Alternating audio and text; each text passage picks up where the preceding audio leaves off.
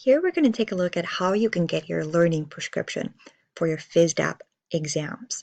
So on your FISDAP, I've logged into a demo account here. You're going to go down onto your exam results, and then we're going to look at the airway exam. So by clicking on your exam, it opens up your learning prescription. So this is individualized to you. The student sitting next to you is going to have a very different learning prescription since this is based off of your performance on the exam. So here you're going to get the overall, how you did in the exam, and then the exam is also broken down into categories.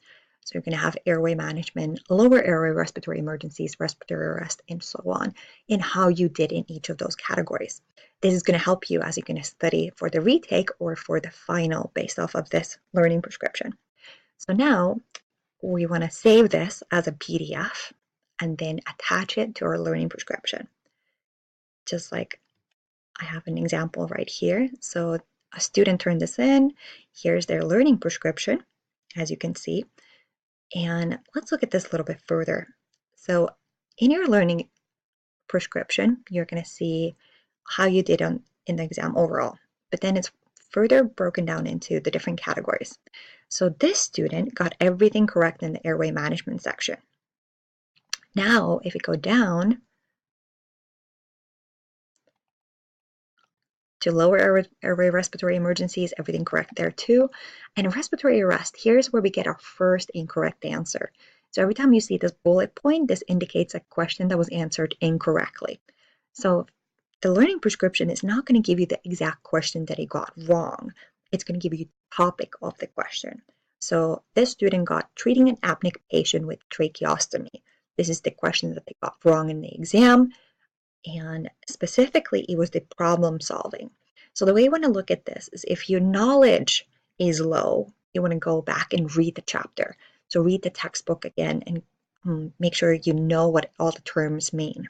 Then application, if your application is low, that means that you might know what it means. So you know the different terms, but you just don't know how to apply them to different situations. So for knowledge and application, if these are your low scores, or you score low on these ones, you want to go back and read the objectives for every chapter. Read the summary at the end, make sure you understand everything, and go over those objectives again, and make sure your knowledge is there. From the knowledge, you'll get a lot of the application. And then if your problem solving is low, what this means, it's usually problem solving, it's more complex question. So it's asking you to differentiate between different applications. So this could be something like a motor vehicle accident where you have to differentiate between different applications. So are you going to suction their airway first? Are you going to extricate them from the car? Or are you going to splint their leg? So different applications, but which one is the most correct answer? And to study for the problem-solving questions, go over the scenarios in the chapters. So those little scenario-based questions that they have.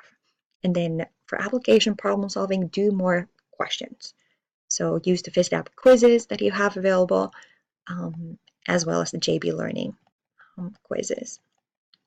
All right, so here, so this person got, this is the first exam question that they got wrong. So they marked it with the number 1.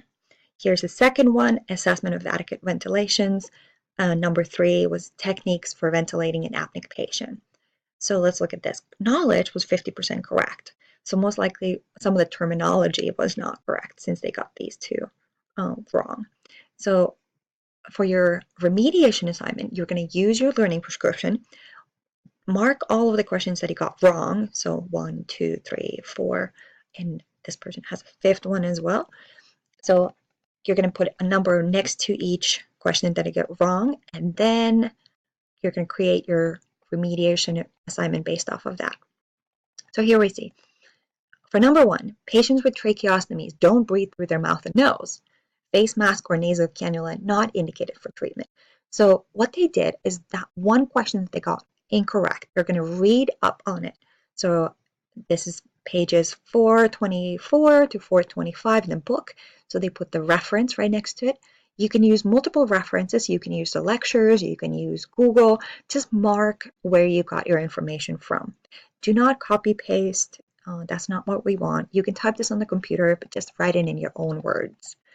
And then here we go. So they wrote about tracheostomies, how to treat patients with tracheostomies. And then the second question that they got wrong was recognizing adequate breathing. So now the student wrote about what is normal rate of breathing? What is the regular pattern? What about tidal volume? And then recognizing abnormal breathing. Okay. And then number 3 was methods of ventilation, how to do that. The fourth question that they got wrong was airway obstruction. So you're going to talk about airway obstruction. Again, use your own words, write a little paragraph about it. And that's what you're going to do for each question that you missed. Submit it to JB Learning. So here's where you're going to go.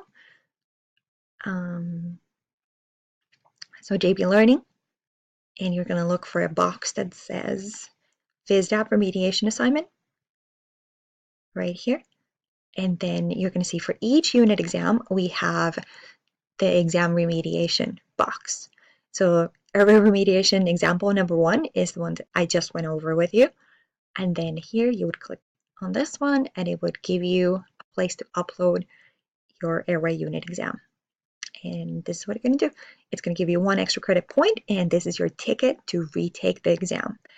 Once you retake the exam, you're going to notice, wow, these are the same exact questions that I just did in the first attempt. That is correct. So the second attempt is exact same questions, which is why the remediation assignment is going to help you to study for the exam. All right, if you have any questions, please feel free to reach out and talk to your primary educator or your coordinator about how to do this, or if you have any questions about the material. I hope this helped. Thank you.